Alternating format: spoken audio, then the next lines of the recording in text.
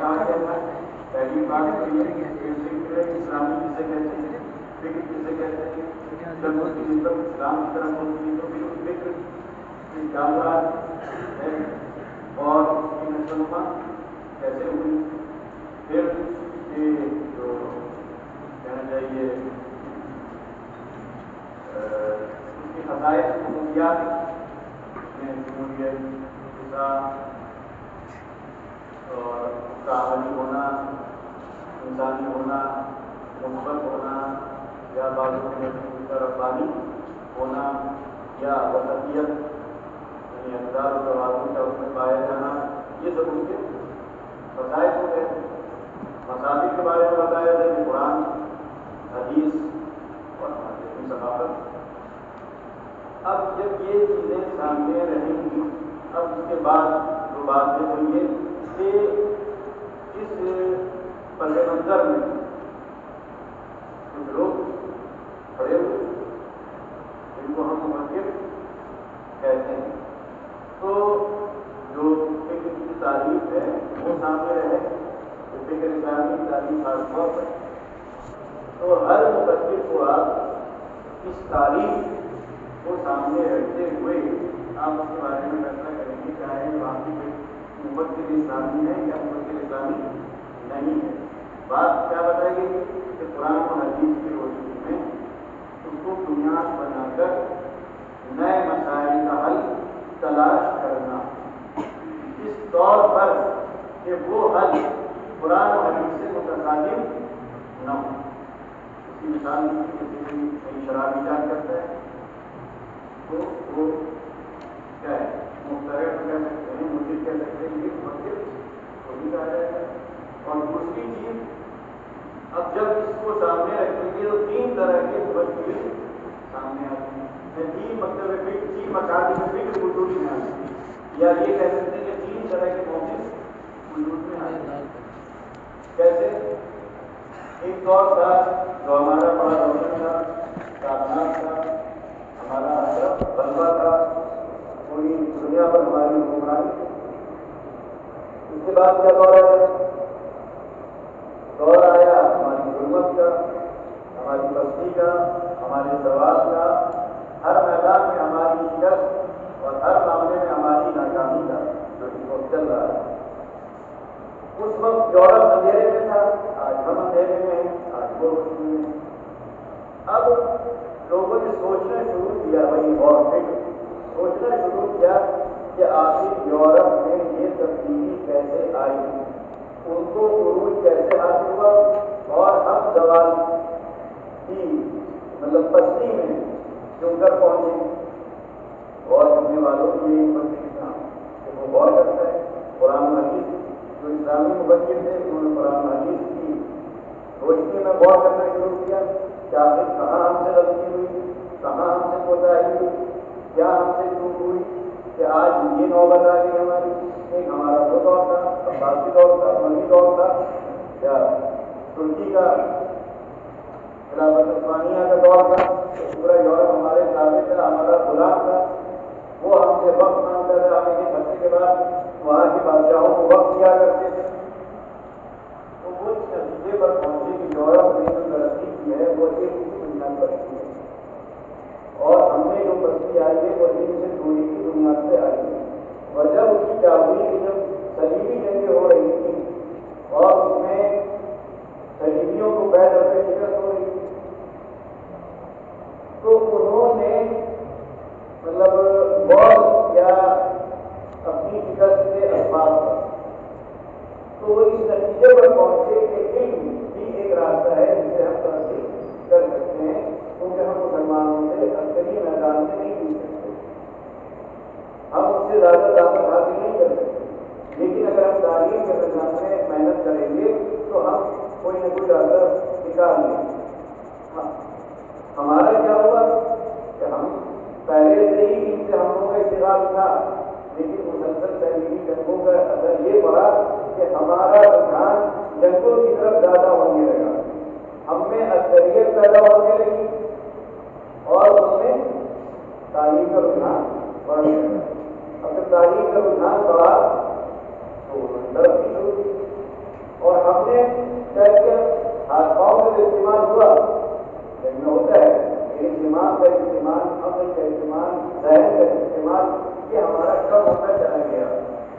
وہ ترقی کرنے لگے ہماری ہی بنیادوں پر، ہماری ہی کتابوں کو پڑھ کر انہوں نے اس علم کو آگے بڑھایا،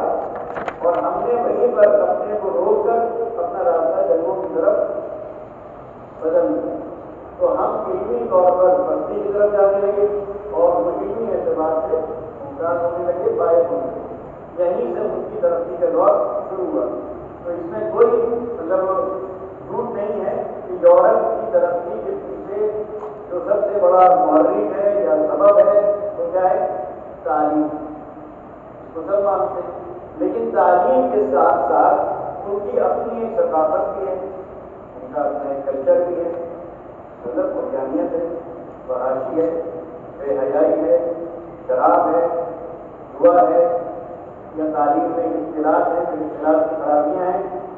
وہ بھی تعلیم کے ساتھ ساتھ وہاں پڑھی۔ ہمارا جو مذہب تھا وہ ہمیں ان چیزوں سے دور رکھنے کو کہتا تھا، لیکن تعلیم سے دور رکھنے کو نہیں کہتا تھا۔ اب ہمارے آگے وقت کے لیے یا اپنے تاریخ بڑوں نے جب یورپ کے ترقی کے اسباب پر غور کیا تو وہ اس نتیجے پر پہنچے کہ یورپ کی ترقی کا راز تین طرح کے موقف ہوئے۔ ایک کا کہنا یہ تھا کہ یورپ کی ترقی کا راز علم ہے، ہمیں اس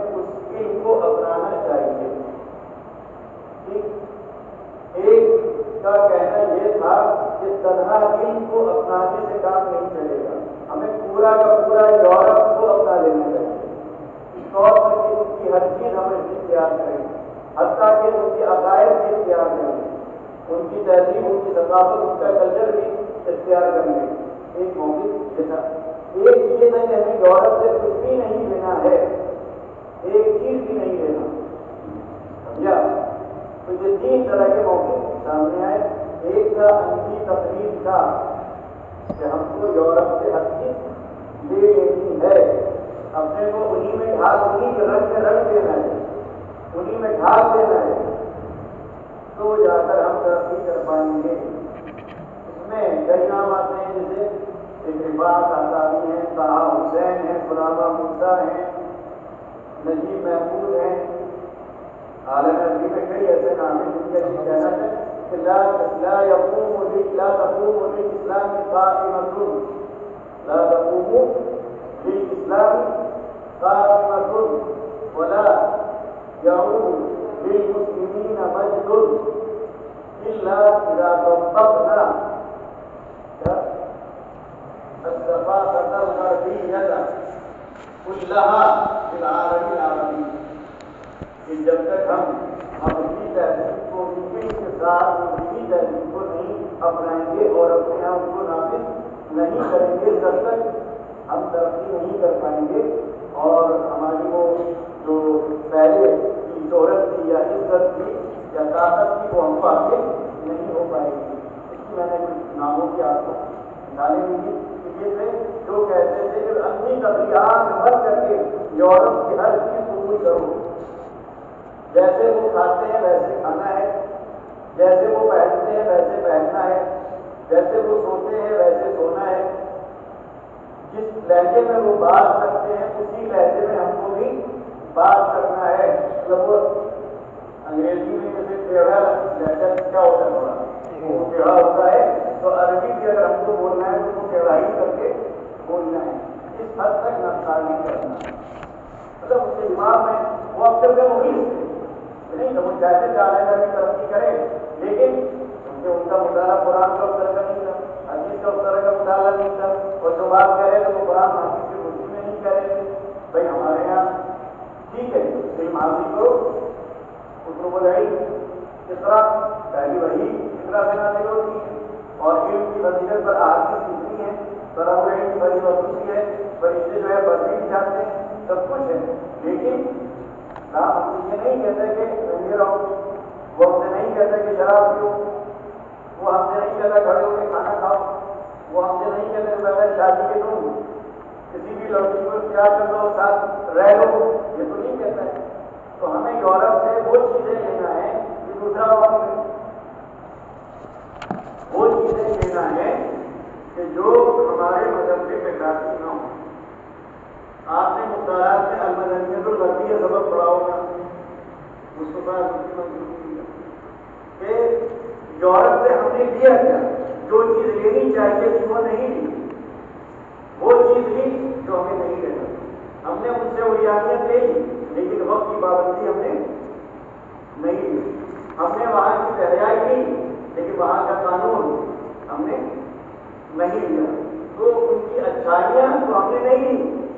ان کی برائیاں ہم نے اختیار کر لی، تو کیا ہوا؟ نہ ادھر کے رہے اور نہ ادھر کے رہے۔ تو دوسرا موقف یہ تھا۔ تیسرا وہ تھا اس دوسرے موقف جو کہتا تھا کہ یورپ وہ چیزیں جو ہمارے مذہب میں ٹکراتی نہیں ہیں اور وہ باقی ترقی کی ضامن ہیں، ترقی کے لیے ضروری ہیں، ہمیں وہ چیزیں لینا ہے، اور بعض چیزیں تو وہ ہیں جو بالکل ویسے ہی لے لینا ہے، اور بعض چیزیں وہ ہیں جن میں تھوڑی سی تبدیلی کر کے لینا ہے۔ ہمیں ان کا نصاب لینا ہے، نظام لینا ہے، لیکن پورا نظام نہیں لینا، کیونکہ ان کے نصاب میں کیا ہے؟ ان کے اپنے عقائد تھے۔ تو ہم اگر ان کا نصاب لیتے ہیں تو وہ کتابیں جو عقائد سے تعلق رکھتی ہیں، جس میں یوسف جو عیسیٰ علیہ السلام کو خدا کا درجہ دیا گیا ہے، ہم وہ اگر پڑھائیں گے تو کیا ہوگا؟ پھر ہمارے بچوں کا بھی عقیدہ خراب ہوگا۔ تو وہ کتابیں تو نہیں لیں گے، ہم سائنس ان سے لے لیں گے، ٹیکنالوجی ان سے لیں گے، لیکن ثقافت ان کی نہیں لیں گے، عقائد ان کے نہیں لیں گے، خیالات ان کے نہیں لیں گے۔ تو یہ دوسرا موقف تھا جس میں سب سے پہلے تو نام آتا ہے علامہ رشید رضا مصری، محب الخطیب، عبدالرحمن قواجینی ہے، اور یہ معروف قواجینی ہے، مالک بن نبی ہیں، اور مصطفیٰ سباعی ہیں، محمد سعود ہیں، محمد عمارہ ہیں، جمال الدین افغانی گزرے ہیں، محمد ابو گزرے ہیں، یہ سب دوسرے موقف کے موجود ہیں۔ اور پھر یہاں پر مولانا ابو الحسن علی نقوی ہیں، مولانا سید ابو العلا موجود ہیں، ان کا نام بہت معروف ہے مفکر۔ تو یہ دوسرے موقف کے موجود ہے۔ تیسرا موقف وہ ہے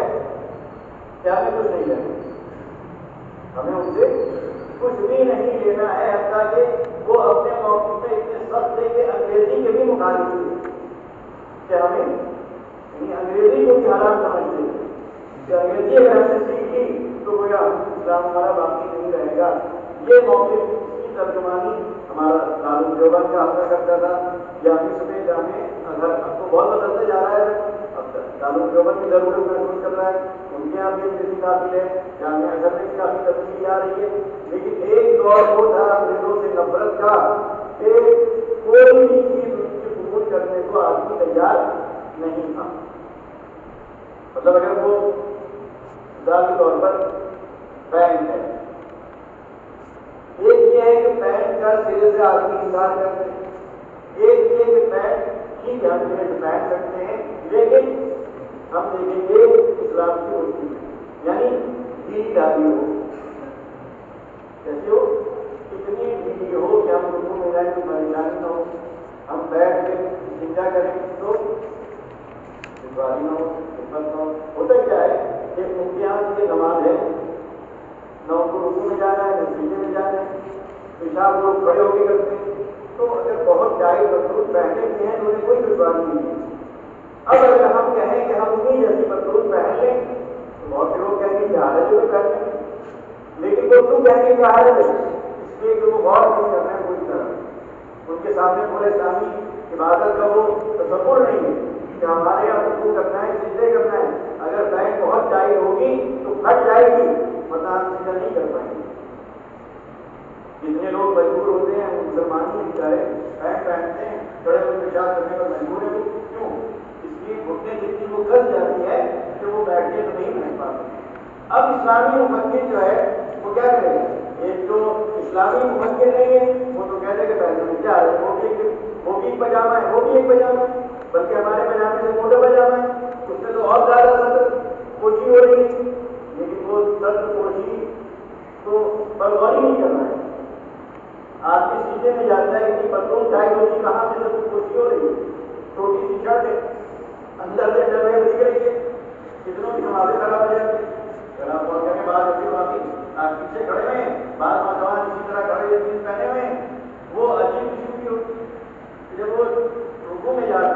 سیکھنے میں جاتے ہیں تو وہ نیچے کھینچتی ہے، وہ جب وہ نیچے کھینچے گی تو بہت سا حصہ ان کا جو نہیں دکھنا چاہیے وہ نماز میں دکھنے لگتا ہے، ان کے پیچھے جو آدمی سیکھنے میں جا رہا ہے نظر پڑے گی نہیں پڑے گی. تو یہ چیزیں وہ ہیں جو مبتدی پر غور کرے گا، ورنہ آپ یہاں کو کہہ سکتے ہیں کیا آپ کہہ سکتے ہیں. جیسے کھانے کے بارے میں نے بتایا تھا کہ بھائی اسلام میں وہ لوگ میں چھٹی پہ کھاتے ہیں تو ٹھیک ہے، میں چھٹی پہ کھانا ان سے لیا جا سکتا ہے، لیکن یہ ملے گا نہیں. تو جو لوگ اس سے انکار کر رہے تھے وہ اتنے ممکن تھے کہ محض پر بیٹھ کے کھاتے تھے، یا جو کانٹے اور چوری کا استعمال ہوتا ہے کھانوں میں وہ بالکل اس کا استعمال ہی کرنا پسند نہیں کرتے تھے، حرام کہتے تھے. ایسے ہی انگریزی پڑھنا حرام کہتے تھے، بڑے بال رکھنا انگریزی کر کے وہ بھی کیا کرتے تھے، حرام کہتے تھے. بعض لوگ تو ہیٹ لگانا اس کو بھی حرام کہتے تھے، حتیٰ کہ اگر چشمہ اچھا لگا لیا تو وہ بھی کیا حرام. تو اس طرح کی بہت سی چیزیں تھیں. تو اس طرح تین گروپ سامنے آئے. ایک وہ تھا جو کہتا تھا کہ سب کچھ لے لینا ہے، انہیں کی طرح پیشاب کرنا ہے، انہیں کی طرح رکھنا ہے، انہیں کی طرح بولنا ہے، انہیں کی طرح کھانا ہے، انہیں کی طرح پہننا ہے، تب ہم ترقی کر پائیں گے. ان کی نمائندگی کرنے والے ایک بڑی تعداد تھی. ایک وہ تھی کہ ہمیں کچھ بھی نہیں لینا، اگر کوئی آنکھ دیکھ بھی لے تو کیا چھوڑ دو، ان کو ہمیں دیکھنا ہی نہیں ہے، ہمیں ان کی زبان بھی نہیں سیکھنا، کچھ بھی نہیں سیکھنا. تو ایک موقع یہ تھا کہ نمائندگی کرنے والے تھے، اگرچہ اب ان میں بھی کافی تبدیلی آ رہی ہے. اور بیچ کا جو درمیانی تھا، نہیں کہہ سکتے کہ ایک موقع دارالعلوم دیوبند کا تھا سرے سے انکار، ایک موقع سر سید احمد خان کا تھا کہ سب کچھ ہمیں ان کا لے لینا ہے. جو علی گڑھ کی نمائندگی اس وقت کرتا تھا، آج نہیں. حتیٰ کہ جب علی گڑھ کا قیام ہوا تو ٹھیک ہے، انگریزی پڑھانے کے لیے، سائنس پڑھانے کے لیے یا ٹیکنالوجی کی تعلیم دینے کے لیے سر سید احمد خان نے وہاں سے آدمیوں کو بلایا، انگریزوں کو تعلیم دیتے تھے. لیکن مرویت کہیے یا کون سی اس کو سوچ کا نام کہیے کہ قرآن اور حدیث کی تعلیم کے لیے بھی انہوں نے انگریز مستشرقین کو بلایا. اب یہ ان کی غلطی ہے کہ بھائی مستشرقین کا اپنا ایک مقصد ہے، وہ قرآن و حدیث کی تعلیم حاصل کر رہے ہیں، اس میں سے کچھ کمیاں نکالنے کے لیے، خامیاں نکالنے کے لیے، اسلام پر اعتراض کرنے کے لیے. اب جب ہمارے مسلمان بچوں کو ایک مستشرق تعلیم دے گا تو ہمارا تعلق قرآن سے وہ بڑھائے گا یا کم کرے گا؟ وہ قرآن پر ہمارا اعتبار قائم کرے گا یا اعتبار ہمارا اس پر سے ختم کرے گا؟ لیکن یہ عقل میں نہیں آ رہا. اور اسی پر علامہ شبلی سے ان کے اختلاف بھی ہوا. علامہ شبلی رحمۃ اللہ علیہ کے ساتھ اس کے منکر اس کے خلاف تھے کہ اسلامی علوم پڑھانے کے لیے ہم کو مسلمان ہی عالم رکھنا ہے، تب جا کر وہ صحیح تعلیم ہو پائے گی، ورنہ پھر ذہن خراب ہوگا اور فکر جو ہے وہ بدلے گی. تو سر سید احمد خان اسی فکر کے تھے، اسی رجحان کے تھے کہ ہمیں پورا کا پورا یورپ سے لے لینا ہے. یہ ایسا نہیں ہوتا کہ آدمی کی نیت خراب ہو، جذبے کے ساتھ آدمی کرتا ہے. بس فرق کیا ہے کہ قرآن و حدیث کو پوری طرح کو سمجھ نہیں رہا. اسی لیے سر سید احمد خان نے بہت سی چیزوں کا انکار کیا، معراج کا انکار کیا، سمجھ نہیں آیا ایسا ہو بھی سکتا ہے. تو اب جب ان کا قرآن و حدیث کا علم اتنا گہرا نہیں ہے، اتنا وسیع نہیں ہے، تو یقیناً ان سے اس طرح کی غلطیاں ہوگی. بھلے ان کی نیت چاہے جتنی اچھی ہو، اور نیت اچھی تھی، جذبہ تھا، تبھی آج علی گڑھ دنیا میں اس کا ڈنکا پٹ رہا ہے اور آج وہاں تربیت کا کام ہو رہا ہے. آج وہاں سے بڑے بڑے مسلم دانی پر نکل رہے ہیں، دین کا کام بھی ہو رہا ہے، دعوت کا کام بھی ہو رہا ہے. کیوں؟ اس لیے نیت اچھی تھی، جذبہ تھا. لیکن چونکہ قرآن و حدیث کا وہ مطالعہ یا اتنا گہرا علم نہیں تھا کہ بہت سی چیزیں وہ نہیں سمجھ پا رہے تھے کہ یہ کرنی چاہیے یا نہیں کرنی چاہیے. اسی طرح کبھی کبھی ایسا بھی ہوتا ہے کہ ایک مفکر پہلے سے اس کے ذہن میں ایک تصور ہوتا ہے اور وہ ہر چیز کو اپنے اس تصور کے ساتھ چلانے کی کوشش کرتا ہے. ایک چھوٹی سی مثال، مطلب غلطی کیا ہوتی ہے، اور وہ غلطی بھی اسی بنیاد پہ ہوتی ہے کہ اس کی اس فکر کے پیچھے قرآن و حدیث کی قرآن و حدیث کا گہرا علم نہیں ہے، سطحی علم ہے، یا وہ علم اس نے ترجمے ترجمے سے حاصل کیا یا وہ علم اس نے تاریخ کی کتابیں پڑھ کر حاصل کیا، براہ راست اس کا علم نہیں تھا، کیونکہ وہ نہ اتنی اچھی عربی جانتا تھا، نہ وہ صرف جانتا تھا، نہ وہ اتنے عربی کے قواعد جانتا تھا، نہ وہ شان نزول اور آیات کے پس منظر سے واقف تھا، نہ وہ آیات یا الفاظ کے اندر جو معنی میں اختلاف ہوتا ہے ان بحثوں سے وہ واقف تھا، نہ وہ علم بلاغت سے واقف تھا، نہ فقہ سے واقف تھا۔ تو ایسی غلطیاں ہوتی ہیں۔ نام یہ بغیر بتاتا ہوں، وہ آئے تھے ان تتوبا الی اللہ فقد صغت قلوبکما، کیا ترجمہ ہے؟ ان تتوبا الی اللہ، کہ اگر تم دونوں اللہ سے توبہ کرو، فقد صغت قلوبکما، اب صغت کے معنی دونوں، ایک مطلب وہ دونوں ایک ہی ہم معنی ہیں، یعنی میدان ہونا یا کجی، کجی بھی کیا ہے؟ ٹیڑھا پن، جب ٹیڑھا پن ہوگا تبھی کیا ہوگا؟ دونوں کناروں کا میدان دوسری کی طرف ہوگا، تو میدان بھی کہہ سکتے ہیں، کجی بھی کہہ سکتے ہیں، لیکن کجی کا مفہوم برے معنی میں آتا ہے اور میدان کا مفہوم اچھے اور برے دونوں، اس کا میدان برائی کی طرف ہے، اس کا میدان اچھائی کی طرف ہے، لیکن اس میں کجی ہے تو یہاں سے نیکی مانی نہیں ہے، کہ اس میں ٹیڑھا پن ہے، اس میں خرابی ہے، اس میں برائی ہے، اس میں عیب ہے، اس میں نقص ہے۔ تو اب دو ترجمے یہاں ہو سکتے ہیں۔ بات صحابہ کرام کے بارے میں، ایک ترجمہ یہ ہو سکتا تھا کہ اگر آپ دونوں توبہ کرتے ہیں تو فقط صغت قلوبکما، تو آپ دونوں کے دل توبہ کی طرف مائل پہلے ہی ہو چکے ہیں۔ کہ توبہ کی طرف آپ دونوں کے دل پہلے ہی، فقط پہلے ہی کیا ہو چکے ہیں؟ مائل ہو چکے ہیں۔ ترجمہ بالکل بہت ہے، صحابہ کرام دل کو توبہ کی طرف پہلے ہی مائل ہو جائے گا، کیونکہ ان کا جو مقام ہے، تو اس میں کیا ہے، اس ترجمے میں ان کا تقدم، ان کی عظمت برقرار ہے۔ دوسرا ترجمہ کیا ہوگا کہ اگر آپ دونوں توبہ کریں، اگر آپ کے دل میں کہیں پیدا ہو گئی، اب یہ کیا ہے، ان کی عظمت و تقدس کے خلاف، لیکن وہ ترجمہ چھوڑ کر پہلے والا یہ ترجمہ کیا جائے تو کیا ہوگا؟ اس کا مطلب یہ ہے کہ آپ کے دل میں صحابہ کرام کی محبت یا وہ تقدس نہیں ہے، اور آپ اسی کو ثابت کرنا چاہتے ہیں کہ صحابہ سے بھی اس طرح کی غلطیاں ہوتی ہیں، ان میں بھی کہیں پائی جاتی تھی۔ بات سمجھ میں آئی؟ اب اگر محبت ہوتی ہے اور دل سے واقعی عظمت ہوتی ہے دل میں، تو آدمی ترجمہ کیا کرے گا؟ مطلب آپ صحابہ کرام کو الگ کر آپ اپنے باپ کو رکھیے، اپنی ماں کو رکھیے، تو آپ کون سا ترجمہ پسند کریں گے؟ ماں، یہ محبت کا تقاضا ہے، یہ کسی کی عظمت کا تقاضا ہے، اس کے تقدس کا تقاضا ہے۔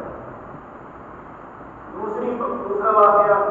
حضرت عثمان رضی اللہ تعالیٰ عنہ جب خلیفہ تھے تو ایک جنگ کے بعد مال غنیمت آیا، تو مال غنیمت کا یہ حصہ فوجیوں میں تقسیم ہو جاتا ہے اور باقی حصہ کیا ہوتا ہے کہ پیچھے بیت المال میں جمع ہوتا ہے، یہ بہت بڑا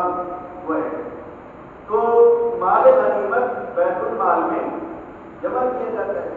اب یہاں پر ایک روایت یہ ملتی ہے کہ حضرت عثمان رضی اللہ تعالیٰ عنہ نے وہ مال جو بیت المال میں جمع کرنا تھا وہ انہوں نے اپنے سارے مروان کو دے دیا، پورا کا پورا۔ اب بتائیے یہ کتنی بڑی بدیانی کہ بیت المال کا پورا مال، ارے یہاں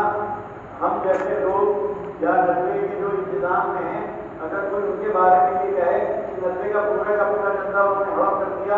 یا پورا کا پورا چندہ انہوں نے اپنے شادی کو دے دیا، شادی کو دے دیا، کوئی اس پر یقین کرے گا؟ اگر کوئی مولانا رابع صاحب کے بارے میں یہ کہے تو کیا آپ یقین کریں گے؟ ان کی زندگی سامنے ہے، ہاں کوئی نہیں مانے گا اس کو۔ تو ایک کوئی حیثیت نہیں دونوں میں، مطلب آسمان و زمین کا فرق آپ کہہ سکتے ہیں، وہ صحابی ہیں اور ان کے داماد ہیں، نورین ہیں، ان کے بارے میں یہ بات کہنا یہ اس بات کی علامت ہے کہ دل میں صحابہ کرام کی معظمت یا وہ تقدس نہیں۔ یہ میں مولانا مودودی کی بات بتا رہا ہوں، اور یہ بات ڈاکٹر اسرار صاحب نے لکھی بھی ہے اور کہیں بھی، بلکہ انہوں نے وہ عنوان قائم کیا ہے کہ وہ کسی خاص نظریے کے تحت وہ انہوں نے یہ بات کہی ہے، کام کر رہے ہیں، جبکہ ڈاکٹر اسرار صاحب کا یہ کہنا ہے کہ وہی تاریخ کی معتبر کتابوں میں واقعہ اس طرح بیان کیا گیا ہے کہ بیت المال میں جو مال جانا تھا تو مال تقسیم ہوتا ہے بیت المال سے، سمجھا؟ اگر سامان کی شکل میں ہے تو تقسیم تھوڑی سی مشکل ہوتی ہے، مثلا اس میں ایک ڈھال ہے ایک تلوار ہے، دونوں کی قیمت الگ الگ ہے، یہ تو ہو جس نے ڈھال کو توڑ کر آدھی آدھی بانٹ دیا ہے یا تلوار توڑ کر آدھی آدھی دے دیا ہے یا تینوں ایک کو ڈھال دیا کہ ایک کو تلوار دی جائے گی، ضروری نہیں کہ تم کو پسند آئے یا ان کو وہ پسند آئے۔ تو حضرت عثمان رضی اللہ تعالیٰ عنہ نے 5 لاکھ درہم میں وہ پورا سامان خرید لیا، اور پورا سامان خریدنے کے بعد وہ 5 لاکھ درہم انہوں نے بیت المال میں جمع کر دیے۔ اب وہ مال کس کا ہو گیا؟ اب وہ مال، اور وہ بھی شورا سے مشورہ کر کے، یہ فیصلہ اکیلے نہیں کیا انہوں نے، شورا سے مشورہ کرنے کے بعد انہوں نے وہ مال خریدا، مال کے پیسے بیت المال میں جمع کیے، اور اب وہ مال جو ان کا ہو گیا تھا وہ اب چاہے خود رکھے چاہے جس کو دے، تو وہ انہوں نے اپنے سارے کو دے دیا۔ اب بتائیے اگر آپ اس روایت کو مانیں گے تو کیا ہوگا؟ عثمان رضی اللہ تعالیٰ عنہ کے اندر برقرار رہے گی۔ اب جو قرآن کا جس کا مطالعہ ہو اور جو قرآن کریم میں جا بجا یہ دیکھ چکا ہو کہ رضی اللہ عنہ ان کے لیے استعمال ہوا ہے، اور قرآن کریم میں ان کا تذکرہ کس طرح کیا گیا ہے، اور حضور پاک صلی اللہ علیہ وسلم کو کس طرح کس انداز سے ان کے بارے میں اپنے خیالات کا اظہار کیا ہے، وہ سب سامنے اگر آپ رکھیں تو یہ پہلی والی بات کہ انہوں نے بدیانتی کی، دونوں میں کوئی جوڑ ملے گا؟ اور اگر دوسری بات آپ سامنے لیں تو قرآن کریم کی آیات اور احادیث میں آپ کے ارشادات اور اس بات میں کیا ہو جائے گی؟ مطابقت ہو جائے گی۔ تو یہی ایک مفکر کا کام ہے کہ ایسی بات کا ہے کہ جو قرآن و حدیث سے کسی ٹکراتی نہ ہو، قرآن و حدیث کے خلاف نہ جاتی ہے۔ لیکن ہوتا کیا ہے، اگر پہلے سے ایک ذہن میں آتا ہے، ایک منصوبہ ہے، ایک پلان ہے، مطلب ذہن میں پلان یہ ہے کہ معصوم صرف نبی ہوتا ہے، لوگ صحابہ کرام کو بھی معصومیت کا درجہ دے رہے ہیں، صحابہ کرام کو کوئی معصوم نہیں مانتا، لیکن بددیانت نہیں مانتا۔ معصوم ہونا یا نہ ہونا یہ ایک الگ ہے، غلطی کا امکان ہے، غلطیوں سے ہو سکتی ہے اور غلطیاں ہوئی بھی ہیں، لیکن اتنی بڑی غلطی، اتنی بڑی بددیانتی یہ ایک عام مسلمان نہیں کر سکتا۔ یہ جائے کہ ایک صحابی، اور صحابی میں بھی حضرت عثمان غنی رضی اللہ تعالیٰ عنہ جو جن کو یہ شرف حاصل ہے کہ آپ کی 2 بیٹیاں ان کے نکاح میں رہیں، وہ اتنی بڑی بددیانتی کریں کیا اس کو کوئی مسلمان اصل قبول کرے گی؟ نہیں کرے گی۔ یہ بات اسی میں آدمی کہے گا جب وہ یہ ثابت کرنے پر کھلا ہو کہ ہم کو یہ دکھلانا ہے کہ ان سے بھی غلطیاں ہوتی ہیں اور ہوئی ہیں، اور اتنی بڑی بڑی غلطیاں ہوئی ہیں۔ تو یہ چیز ہے جو سوچنے کی ہے۔ اب آپ لوگ چونکہ پڑھ رہے ہیں تو آپ قرآن حدیث کا مطالعہ کریں، اور اس طرح کی باتیں جو سننے میں آتی ہیں یا پڑھنے کو آتی ہیں، لکھی جا رہی ہیں یا پوچھی جا رہی ہیں، تو آپ دیکھیں کہ آیا وہ کس حد تک قرآن اور حدیث کی مطابقت ہے، کہیں وہ ٹکراتی نہیں ہے۔ قرآن کریم ان کے بارے میں کیا کیا کہہ رہا ہے، جن القاب و آداب کو نوازا جا رہا ہے، جتنی ان کی اہمیت دی جا رہی ہے، ان کے بارے میں کہا جا رہا ہے کہ اصحابی کا نجوم کہا جا رہا ہے، اور نہ جانے کس طرح حضور پاک صلی اللہ علیہ وسلم ان کے بارے میں فرمایا ہے۔ تو ہمیں ان چیزوں کو اگر ہم سامنے رکھیں گے، پھر صحابہ کرام کے بارے میں اگر کوئی اس طرح کی رائے دیتا ہے یا بات کہتا ہے تو آپ اس کو ایک کام سے سنیے، دوسرے کام سے نکال دیجیے۔ تو اس طرح کی غلطیاں ہوتی ہیں، اور وہ اسی وجہ سے ہوتی ہیں کہ مولانا مولوی کا مقام بہت کام انہوں نے کیا ہے، اور لاکھوں لوگوں کو سے بیٹھ پہنچا ہے، اور جہاد ہے یا مرتا ہے، یہ 2 کتابوں کی شاہکار کتابیں یورپ میں ایک ہلچل مچا دی 2 کتابوں نے، لیکن کیونکہ وہ مدرسے کے فارغ نہیں تھے، براہ راست ان کی عربی جو کتابیں مثلا ترجمے ہیں وہ عربی میں اس طرح لکھ نہیں سکتے، عربی انہوں نے اس طرح پڑھی نہیں تھی، وہ اپنے مطالعے کے نتیجے میں یہاں تک پہنچے تھے، لیکن چونکہ مدرسے کی تعلیم نہیں تھی، درسیات میں ان کے عربی نہیں تھی، لہٰذا ان سے اس طرح کی غلطیاں ہو سکتی تھیں اور ہوئی بھی ہیں۔ وہ غلطیاں آپ کو مولانا علی میاں رحمۃ اللہ علیہ کے یہاں نہیں ملیں گی، کیوں؟ اس لیے کہ وہ ان کا تاریخ کا مطالعہ بھی اپنے مطلب بہت بلند سطح پر تھا، اور ساتھ ساتھ قرآن کا مطالعہ جتنا گہرا پوچھا تھا شاعری کا فنون کا ہوا ہو، یہ الگ بات ہے، وہ تفسیر لکھنے کا موقع ان کو نہیں ملا، لیکن قرآن کریم کا علم اور قرآن کریم کا